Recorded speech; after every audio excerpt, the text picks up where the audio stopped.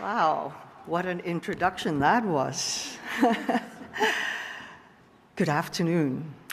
And thank you, Dean Manning, Dean Ball, and Dean Bock for this rare and distinguished honor. And congratulations to the class of 2023.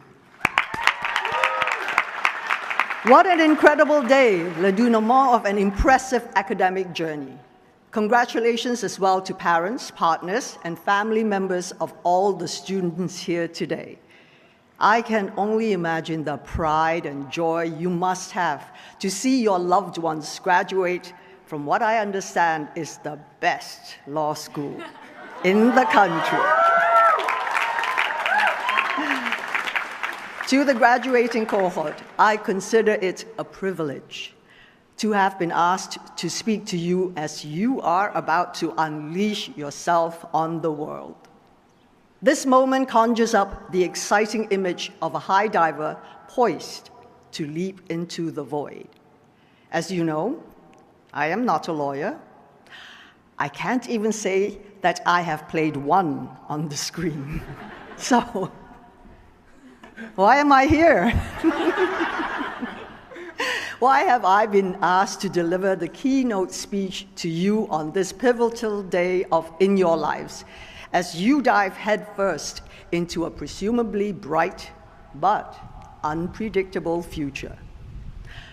Well, maybe the reason I'm here is because I happen to have some experience leaping off high perches into scary voids.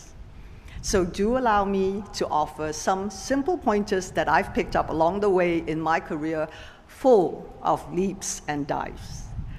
How to Survive the Fall in 3 Easy Steps by Michelle Yeoh. The first one is pretty obvious, but not always easy. Stay loose. My journey from Malaysia, Ipoh, Malaysia, to the Academy Awards stage began with my first love, which was not acting, but dance. I knew at a very young age that my gift was to communicate through movement. In my studies, I found freedom in discipline and focus. I trained tirelessly day and night, drilling my body in every aspect of the craft. More importantly, I trained my mind to be still, to silence the whispers of self-doubt. Dance was my safe place, my inevitable future, and my undeniable path. So I enrolled in a ballet school in England and began living my dream. Unfortunately, life had other plans. I suffered a spinal injury, and just like that, I watched everything vanish into thin air. Life as I knew it was over. With my dreams of dance crushed, I credit the principal of my school for giving me the encouragement that ultimately led me to a career beyond my imagination. It was she who encouraged me to stay loose about my future. When falling, the tendency is to tighten up to brace for impact. But in truth, the safest thing one can do is remain calm, even curious about the shifting world around you. After graduating with a degree in creative arts, I returned home more open to other possibilities outside the box. With this awareness came the freedom to make choices I might not have otherwise been able to. This opened the door to doing a commercial in Hong Kong, then to acting roles and the start of my life in film. Which leads me to my second piece of advice. Know your limits. Although understanding what you can do is essential, understanding what you can't do is pretty important too. This works on 2 levels, both internally and externally. Internally, knowing your limits keep you humble, motivated, and focused on a goal to point your finger toward. Externally, knowing the limits that are set for you by others give you a place to point a different finger. I am talking about the middle one. In other words, limitations set by yourself give you boundaries to respect. But limitations set by others give you boundaries to bust through. As a young woman trying to break into film in Hong Kong, I was confronted with limitations at every turn. Initially cast in stereotypical roles, the demure, docile damsel in distress, I soon realized that what I wanted to play were the action roles, the heroes. Of course, these were then reserved exclusively for men. But I could see that their fight sequences were highly choreographed, and I knew in my bones that my dance training would allow me to excel at them if only I were given the chance.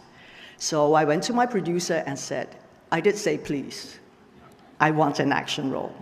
I was prepared to do everything the men were doing, the choreography, the stunts, taking the blows, the wire work, all of it. What? Like it's hard?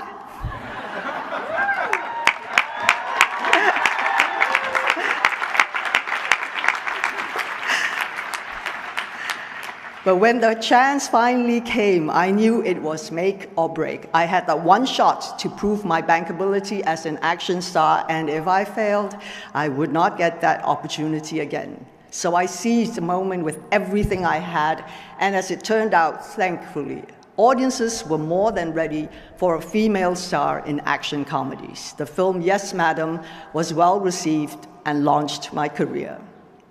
I knew I had made it then when soon after I joined Jet Li and Jackie Chan as the three people who Hong Kong insurers refused to cover. They took one look at the scenes we were shooting and ran for the hills. I wore that as a badge of honor.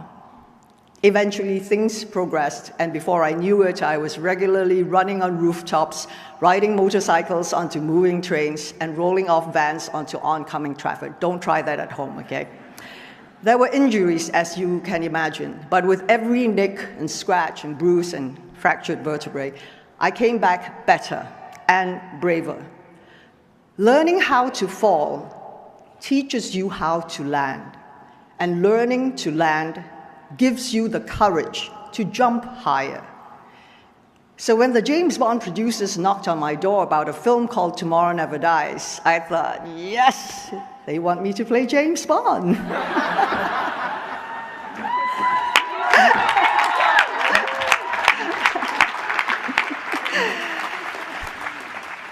I was fortunate that the producers Barbara Broccoli and Michael G. Wilson had a substantial role in mine in the character of Wei Lin, a formidable agent who was always one step off her adversaries and equal to Bond. Many regard that character as instrumental in modernizing the franchise and its retrograde portrayals of women. So thank you, Barbara and Michael.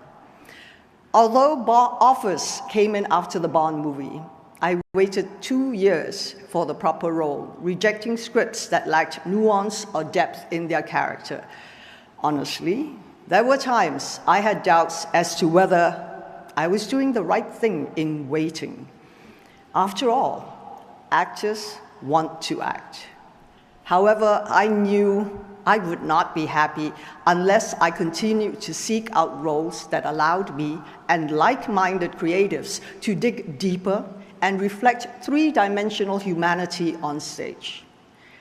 And that was Crouching Tiger, Hidden Dragon.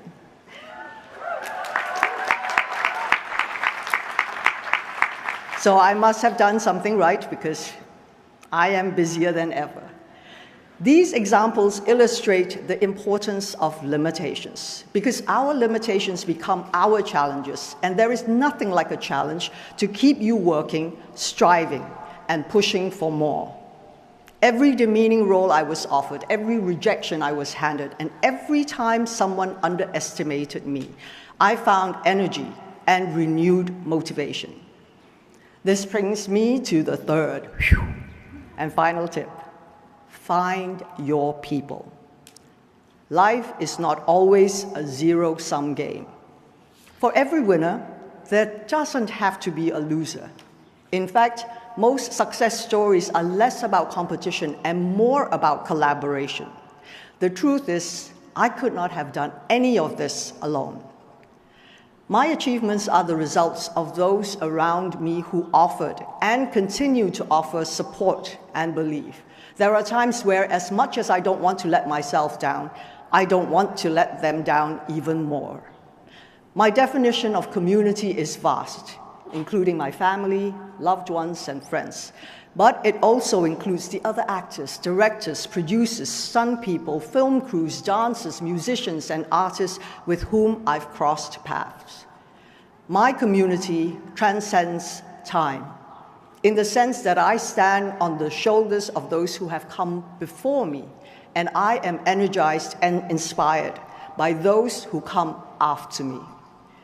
My community extends beyond people I know personally, which is why representation matters and why diversity on and off the screen have been a major priority for me, particularly for women and particularly in lead roles.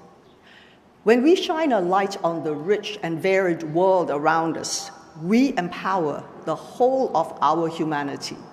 I can see no better reason to wake up in the morning and get to work. Lastly, my community is not limited to the film industry. In my work as UNDP Goodwill Ambassador, I have witnessed the deep inequalities that continue to plague societies around the world, and I have seen up close how women and girls are often the last to get essential services like clean water and vaccines, especially in crisis. For this reason, I have committed myself in walking in lockstep with their struggle. The prerequisite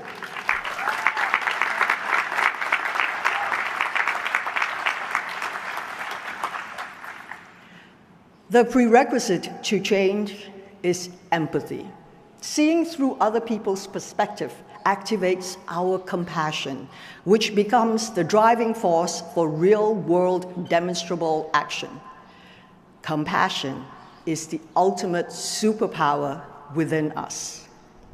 When you are leaping without a safety net, people become your safety net, and you become theirs.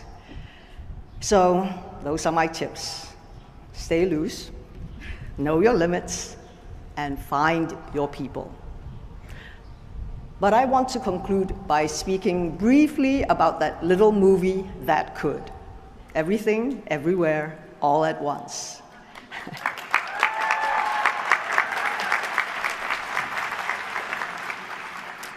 This was a film that, in many ways, brings together all the insights I have shared with you today.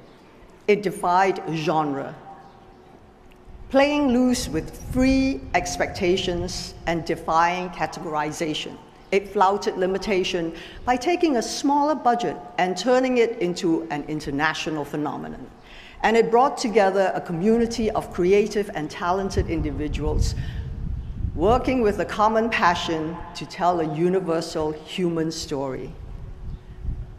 This was wow, I'm creating waves, as I can see. This was a movie made entirely with love that was, in many ways, the culmination of my life's work. And the reverberations of that love continue to be felt as Everything Everywhere All at Once has caused a tectonic shift in the industry, opening the door to more independent efforts and greater Asian representation.